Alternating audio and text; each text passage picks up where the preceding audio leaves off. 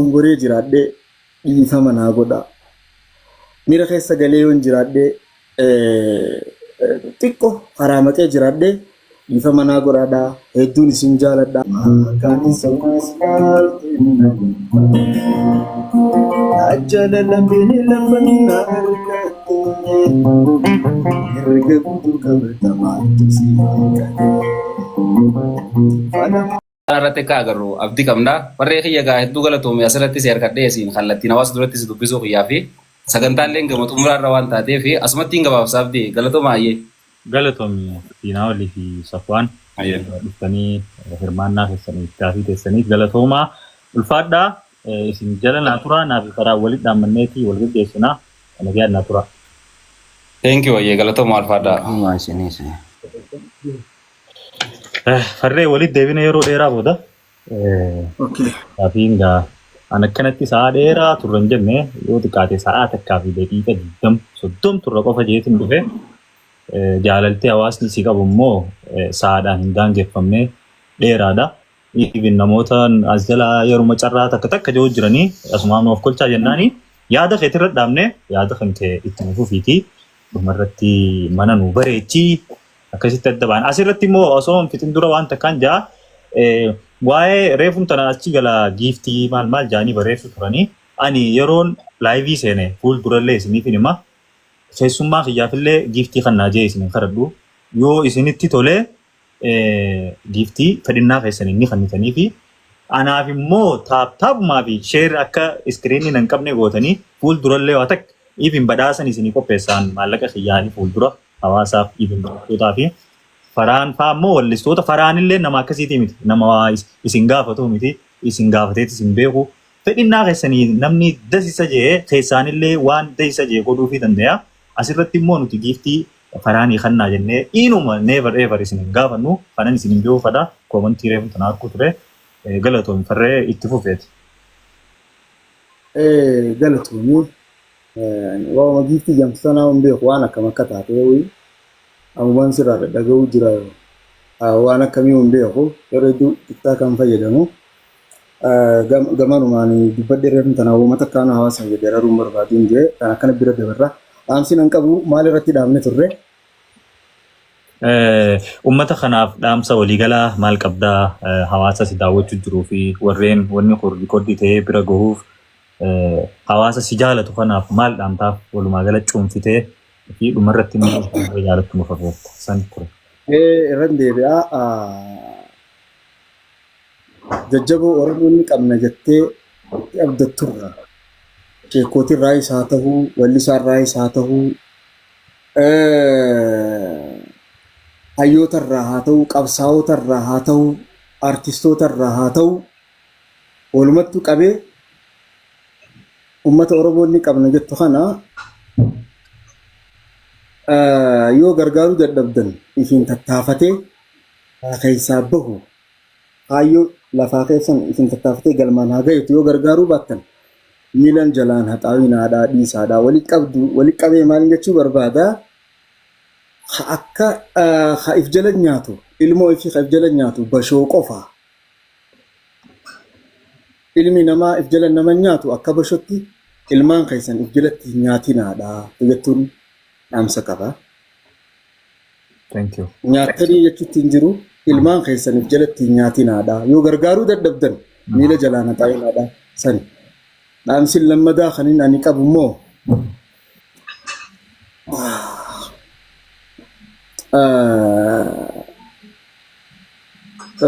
beekamtiin akka itti faayidaa qabdu jira akka itti miidhaa qabdu jira warreen hawwii beekamtiidhaa qabuuf warra isin dura beekamerraa muuxannoo faayidaa isin qabduu fi miidhaa isin qabdu akka nama waa baratutti silaa bira tatta'anii haasoisanii itti seenanii gaariidhaa tajattuun qaba. Beekamtiin bakka itti nama sheenessitu jira, bakka itti nama gammachiistu jira. Kanaaf beekamtiidhaaf jarjaruun duratti faayidaa fi bu'aa beekamtiidha. Nama isin dura beekamerraa baradhaafiti san booda itti gaafatamummaa fudhadhaadhaa tajattuun qaba. Kanuma haasawan ilaa ammaa haasawa keessatti kabajabaa uummata Oromoo uummata nan jaalatu kana jibbuu fi kana jaalatuu fi kanatti hinaafuu fi kana kuffisuu fadhullee walumaa galatti lammii tiyyataniin irraa dhaladhee haasawan ilaa hammaa haasawa keessatti yoon dogongoree jiraadhee dhiifama naa godhaa. Miira keessa galee yoon jiraadhee xiqqoo karaa maqee jiraadhee dhiifama naa godhaadhaa. Hedduun isin jaaladhaa. Obboleeyyan kiyya, ilmaan kiyya, abbootii kiyya, hawwan kiyya hundinuu dhiifama naa godhaadhaan isin jaa. Xumuradhee isin jiraan gama. Ulfaadhu farree kiyya. Mee faraan irra isin haa buusu takka kam feetan mee filannoo keessaniin kam irratti isin haa darbu dhumarratti saniin adda baanaa koomantii godhaa daddafaadha. Kam feetan? Anaan reedii godhaa. Hayyee. Tokko faraan keetii tokko immoo hawaasaa lama irraa mudhatu tokko firinnaa keetii tokko hawaasaa.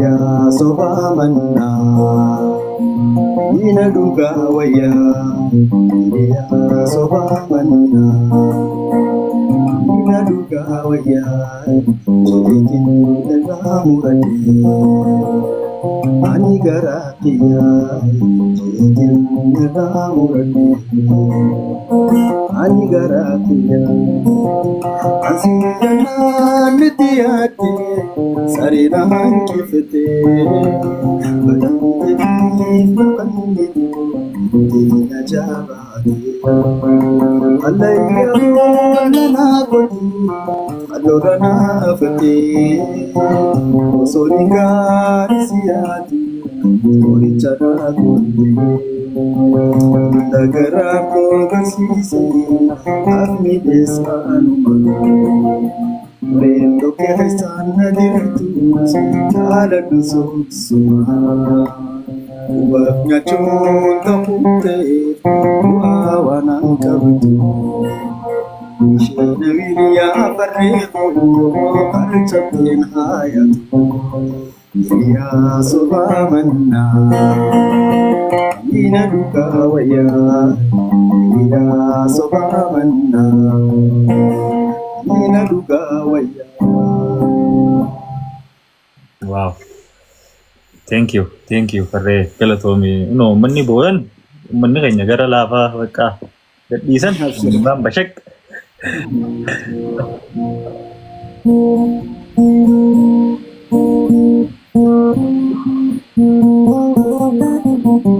Lilmee jechuun jiran na fakkaate. Lilmee fi walla jaan caayaa jaalalaa jaanisi. Mau sakayyo jaan sakayyo jaan sakayyo. Ya. Boyna please. Kabane nadirti aduradati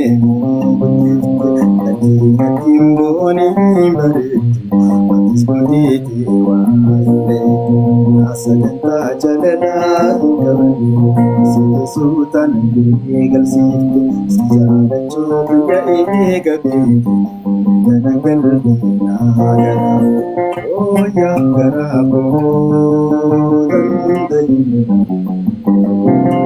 oh ya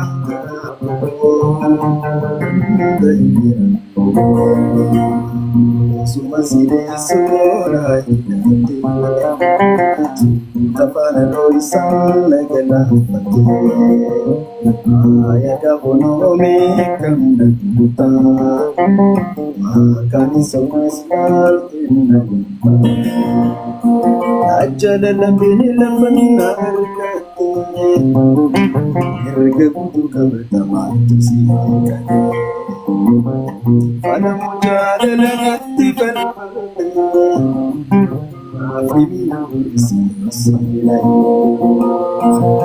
kasi challe erga na challate onne wala yoga erga na munjalala nadura dapate samuna jete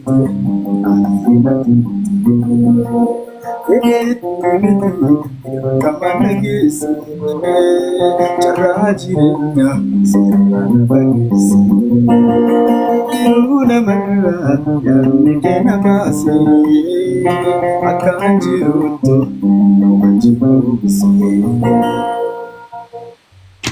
Sirba nama wale bakka cufeetii fi jira. Thank you, Fadhili. Hedduu galatoomii yeroo tanteetis aarsaa gooteedha. Sa'aadila kana jaalala hawaasni isii qabuu fi atis bikka hawaasaa qabdu gaafiilee meeqa duraa duubaan deebistee wallahi galataan gana hin jaamne qabdaa. Akka dhuunfatti na biraayis galata guddaa qabdaa. Keessummaa kiyya kan qabaa naa taatee accept na gootee asin naa dhiyaatu fankeetiif galatoomii sin jiru barbaadaa. Carraa dhumarratti ammallee fayyadamtee yoo dubbachuu barbaaddee dubbattee akkasitti Inni dubbachuu barbaadu hawaasaaf dubbadheetiin jira. Hawaasa kiyya nin jaaladhaa, nin abdadhaa, jijjiiramni fuula dura ni dhufeetii yaada. Wanta ilaa ammaa haasofnu kanarraa tanin siin jechuu barbaadu ati immoo hawaasaan jeesiifin dhaamee si biraa deema. Abdii show Instagram fi YouTube irra ture amma immoo hawaasni hedduminaan namni hedduminaan argamu TikTok irra waan ta'eef gara TikTok dhufee jira. Gartee gaaffii fi deebii wallistoota qofaa miti dhiyeessitu hayyoota namoota garaagaraa namoota Oromoo ni qabna jechuu akka dhiyeessitu abdii guddaadhaan sirraa qaba jechuudha. Namuu jechuudha. Waan dhokatee gara hawaasaatiin takka gara mootummaatiin furamu sooshaal miidiyaa irratti takka waan gama isaatiin furachuu fedhu as baheeti dubbataa san keessa waa hedduu sirrataa jechuudha. Kanaaf nama hedduudhaaf falata hajeetiin yaada. Wanta kanarratti qophii bashannanaa qofa osoo hin taane namoota harka qalleeyyii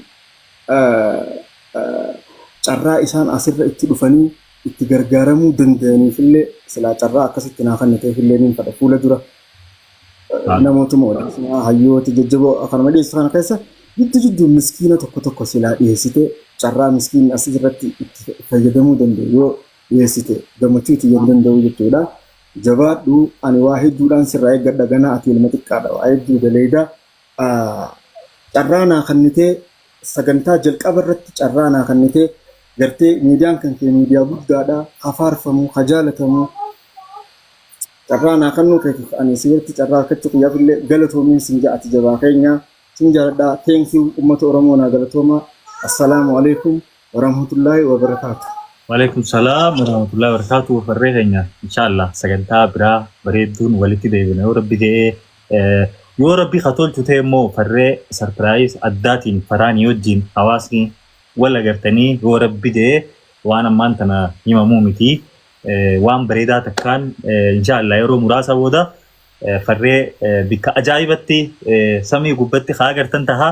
So Anaafi gama biraatiin hoggaan as deebi'ee ilaalu jechuudha. Hawaasni kiyya aartii kanarratti naa bayyanateen jiru ittiin dammeeyne. Ifin mootummaan ittiin aan dammeeyne. Na gargaaruudhaaf karoora ittiin qabu jechuudha aartii kiyyarratti. Hawaasni kiyyas ittiin aan bayyananne. Akkamitti ittiin aan bayyanatin? Ifin wanni biraatu yoo hafe. Amma eegana keessaa baafte. Wanni biraatu yoo hafee jiraate ilma namaa tokko hoggaa guddachuudhaaf darajaa isteeppii tokko ol tarkaanfatee yoo gargaarullee baate ifa dandee deemu jaanjii sun takka nama gargaaruudha. Akka inni hin deemne itti rarra'anii hoottu eessan nu biraa ol baataan tijaanii gad deebisuun immoo miidhaadha. Dhukkubni kun na qoftitti miti dhukkuba artistoota maraati. So silaa jechuudha gaa. Qoomiin arrabaa fi walitti hinaa fuudhaatii fi wal xiqqeessu sirba Ibroo Ibsaadhaa kanuma arraan tana beeyu hagam takka gad xiqqeessu jiran hagam takka wal qaban artistoota Oromoodhaa maaliif miila irratti rarra'an haa guddatani jireenya artistoota jireenya kufaadha akka maaliif Oromoo maqaa balleessinaa ja'aniititi mataa qaqqabattee ijoolleen sigalee kagaraan beelaa uffata bareedaa uffatanii saba keenyan xiqqeessinu ja'anii because saba garaagaraatitu Itoophiyaa tana keessa jiraata. Waliin xiqqeessinuu maafiin saba kiyya xiqqeessaa maafiin gututti uffadhee deemaa maafiin fuula namaa dhaabbadhaa deemaa jeeti artistiin tokko dirqama bareedee jechuudha. Haa garaan duwwaa uffata bareedaa uffatee pirootokoolaa isaa eeggatee gabbaa. Osoo jireenya isaa kanaafuu hirrifatiin itti rarra'uu fi wal xiqqeessuu fi miila wal qabuudhaa fi gartee maqaa garaagaraa amantii ispeeshaalii amantii jaalatti daatanii wal dhahuudhaaf gartee kutaadhaan gosummaa wal qoodanii kun gosa kanaa bara kunitu kuni noole kuni ala kun bara artistiin kuni ala artistii ala waan ta'eef hin gargaarru gartee siivil waarii xiqqaa tokko uumanii addaan nu hiratanii nu fixanii jechuudha si galee kana jidduutti arba lamaa walloole jidduutti sanbaleexa horarama jaa jireenyi artistiidhaa akka rabbiitiin jiranii